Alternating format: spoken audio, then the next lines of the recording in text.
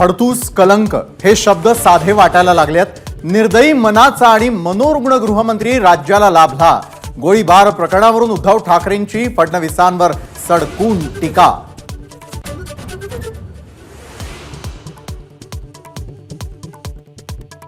सरकार बरखास्त करा, ताबडतोब निवडणुका आणि राष्ट्रपती राजवट लागू करा, उद्धव ठाकरेंची मागणी।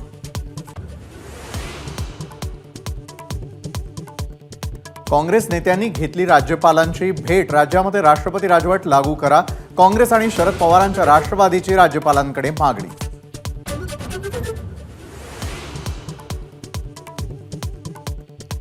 मॉरिसचा अंगरक्षक अमरेंद्र मिश्राला 13 फेब्रुवारीपर्यंत पोलीस कोठडी।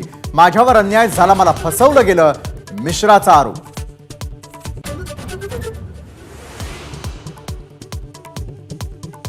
मनोज जरांगे पाटील यांचा आजपासून पुन्हा आमरण उपोषण।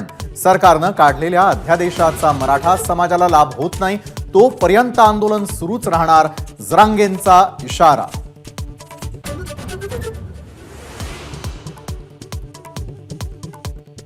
मनोज जरांगेंचा मोठा आरोप। साल्हेर किल्ल्यावरून माघारी येताना ताफ्यात वेगानं अनोळखी पिकअप घुसला, घातपात किंवा हल्ल्याचा प्रयत्न असल्याचा आरोप।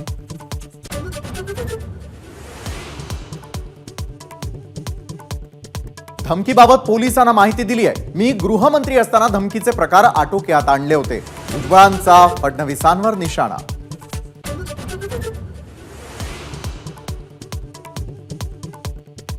शरद पवारांनी उमेदवारी जाहीर करूनही अमोल कोल्हे अजित पवार गटामध्ये येणार। काँग्रेसचे नेते अनीस अहमदही अजित पवार गटात येणार, धर्मराव बाबा आत्राम यांचा मोठा दावा।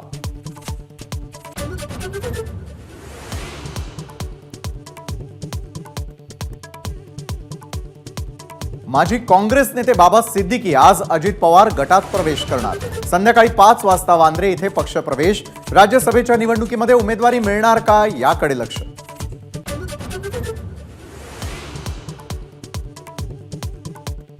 काशी विश्वनाथ आणि श्री कृष्ण जन्मभूमीची जागा हिंदूंनाच मिळणार, विश्व हिंदू परिषदेचे महामंत्री मिलिंद परांडेंचा विश्वास।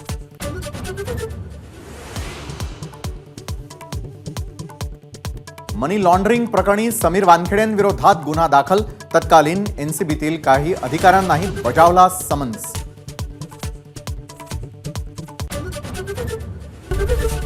एबीपी माझा, उघडा डोळे बघा नीट।